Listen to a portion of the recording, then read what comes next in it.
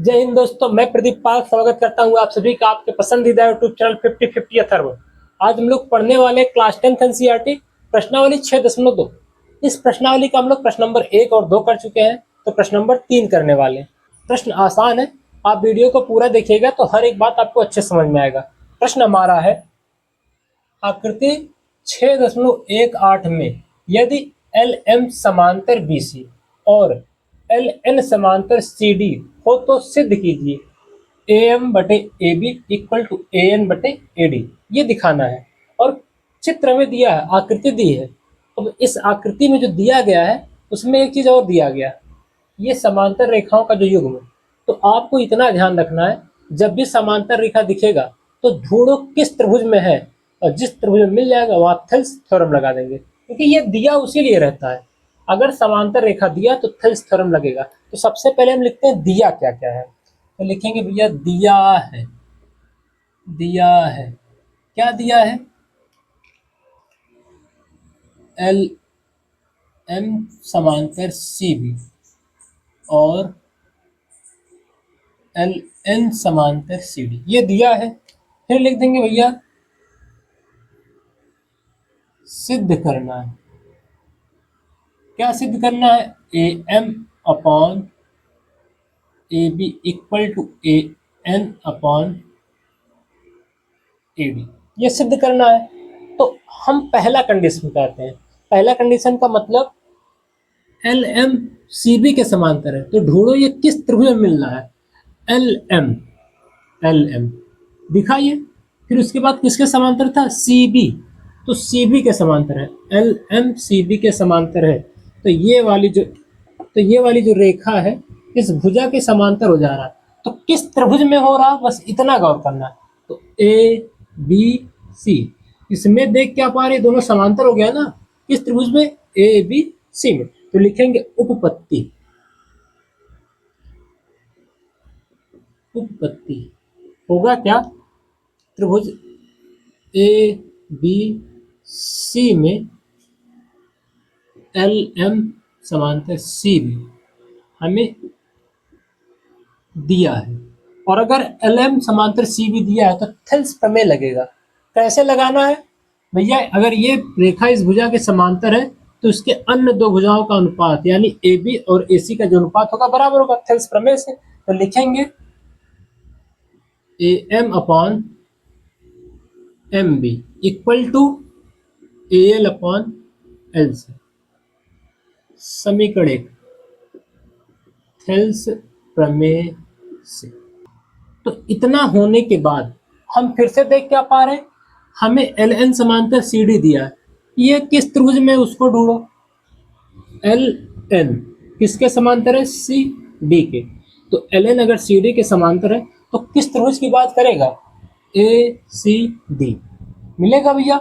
ACD में क्या हो जाएगा? LN CD के समांतर हो जाएगा। तो लिखेंगे ट्रायंगल ACD में LN समांतर CD दिया है। ये में CD समांतर दिया है, तो लिखेंगे क्या भैया? अगर ये समांतर थेल्स प्रमेय लगेगा, तो LN अगर CD के समांतर होगा तो बनेगा क्या? अन्य दो भुजाओं का अनुपात AN/ND इक्वल टू क्या बनेगा?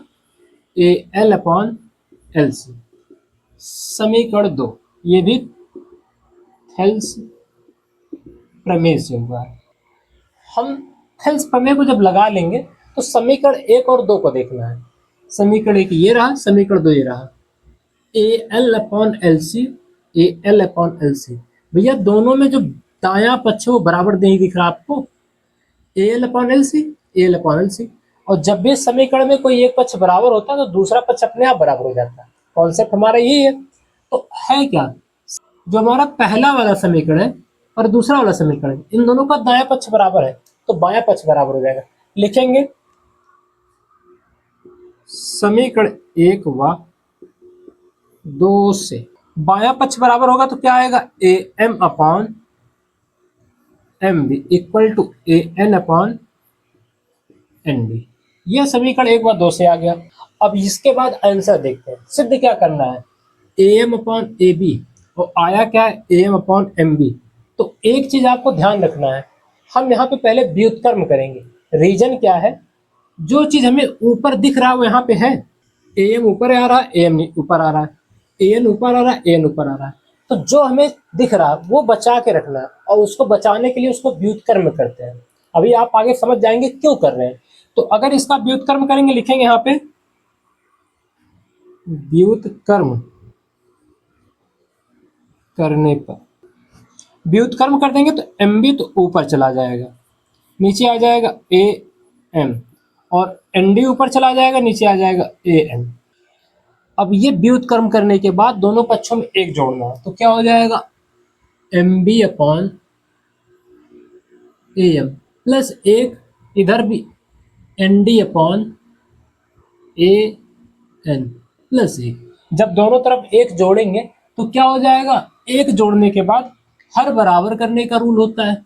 अगर हम दोनों तरफ समान संख्या जोड़े, घटाएं, गुणा करें, भाग करें तो फर्क नहीं पड़ता। क्यों? क्योंकि ये प्लस एक है, इधर जाके माइनस एक हो जाएगा तो जीरो हो जाएगा। भैया माइनस एक जब होगा तो प्लस एक माइनस एक मिलकर जीरो ही तो होगा।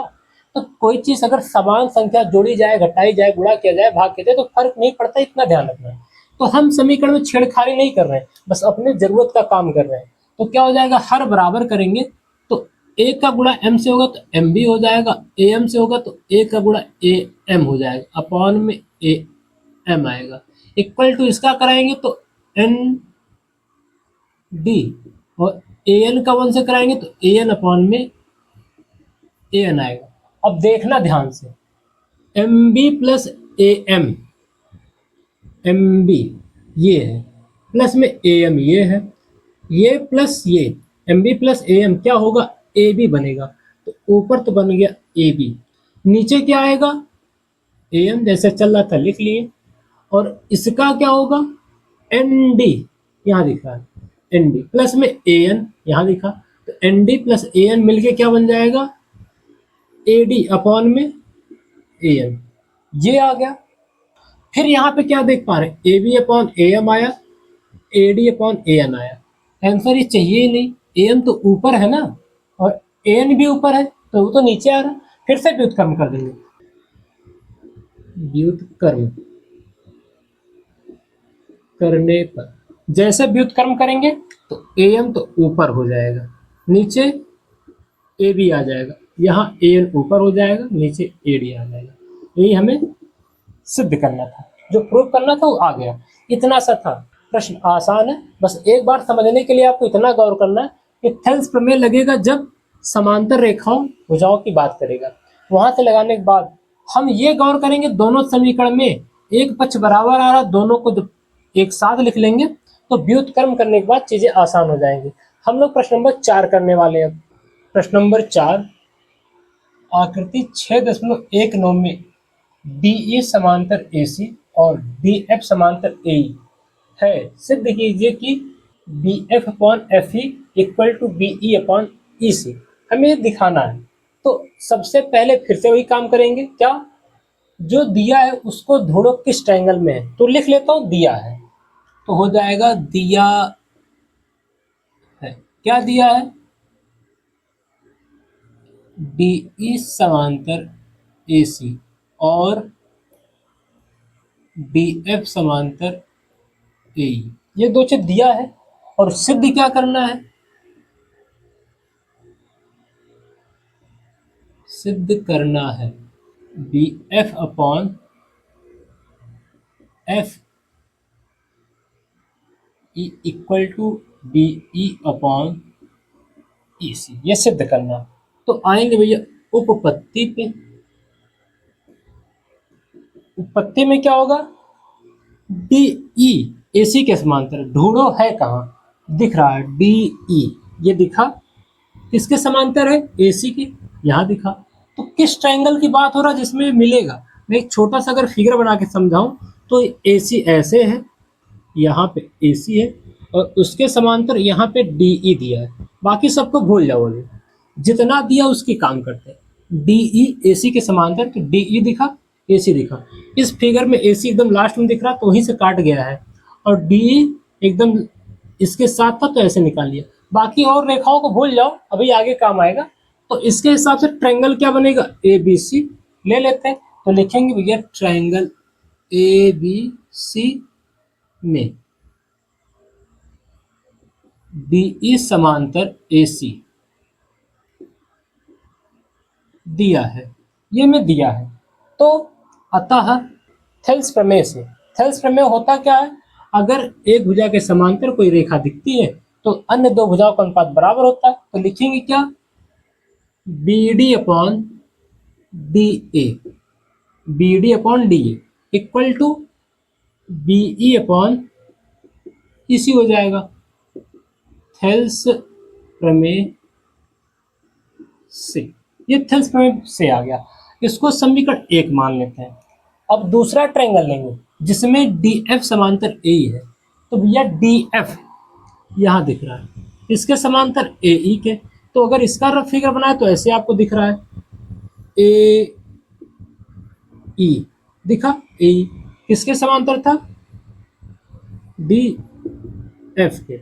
यहाँ पे हमारा B चल रहा है, तो ट्रायंगल क्या बनेगा, ABE, ABE में AE BF के समांतर है। तो ये आपको चीज समझना होगा कि कैसे हो रहा है, बाकी थेल्स प्रमेय लगेगा, आपको आइडिया है। तो क्या हो जाएगा, ट्रायंगल ABE में DF समांतर AE, ये हमें दिया है। तो क्या हो जाएगा, फिर से लिखेंगे, अतः इसका अनुपात क्या होगा, BD। तो लिखेंगे भैया BD upon DA equal to BF upon FE, ये भी हो जाएगा, समीकरण 2 हो जाएगा। कैसे आया है, थेल्स प्रमेय से। ये भी थेल्स प्रमेय से आया है, क्योंकि भुजा समांतर रेखा थेल्स प्रमेय लगेगा। इतना हो गया। अब क्या देख पा रहे हैं, समीकरण 1 समीकरण 2 देखो, BD upon DA, BD upon DA, भैया बायां पक्ष बाएं पक्ष के बराबर आ रहा है। तो समीकरण 1 व 2 से उसका दायां पक्ष बराबर हो जाएगा। पिछले क्वेश्चन जैसा एकदम सेम है। तो लिखेंगे क्या, समीकरण 1 व 2 से, समीकरण 1 व 2 से निष्कर्ष क्या निकालने, 1 व 2 से जो इसका बायां पक्ष है वो बराबर हो जा रहा है। तो दायां पक्ष होगा क्या, BE। इसको छोड़ो, ये तो बायां पक्ष था ना, तो दाहिना पक्ष जो इसका होगा इसके दाहिने पक्ष के बराबर हो जाएगा। दाहिना पक्ष क्या है, BE upon EC equal to इसका दाहिना पक्ष क्या है, BF अपॉन FE। और यही हमें सिद्ध करना है, BF अपॉन FE इधर दिख रहा है, BE अपॉन EC इधर दिख रहा है। तो दिखा क्या, BF अपॉन FE, यहाँ पे BF upon FE equal to में क्या दिख रहा है, BE upon EC, BE upon EC। बस क्या हुआ है, ये हमारे में बाएं साइड आया है, इसमें दाएं साइड है, दोनों सेम चीज है, टेंशन नॉट। और यही हमारा आंसर हो जाएगा। हमें तो इसको लिख देंगे HP, हैंस प्रूफ। जो हमें दिखाना था वो हम कर दिए। ध्यान रखना कैसे करना है, थेल्स प्रमेय लगाना था। अगर आपको नहीं समझ में आ रहा किस त्रिभुज में मिलेगा, तो आप सीधा सा करिए, जो हमें समांतर दिया उसका पहले ऐसे हम लिख लेंगे, ACDE के समांतर था, उसके बाद आपको ACB जो भी ट्रायंगल रहेगा आसानी से दिख जाएगा। इतना सा करना था। इस वीडियो में आपने क्या कुछ नया सीखा, वीडियो आपको कैसा लगा कमेंट कीजिएगा। वीडियो अपने दोस्तों से शेयर करो जिससे उनका भी ऐसे डाउट क्लियर हो पाए। वीडियो को अंत तक और पूरा देखने के लिए आपका धन्यवाद। Thank you.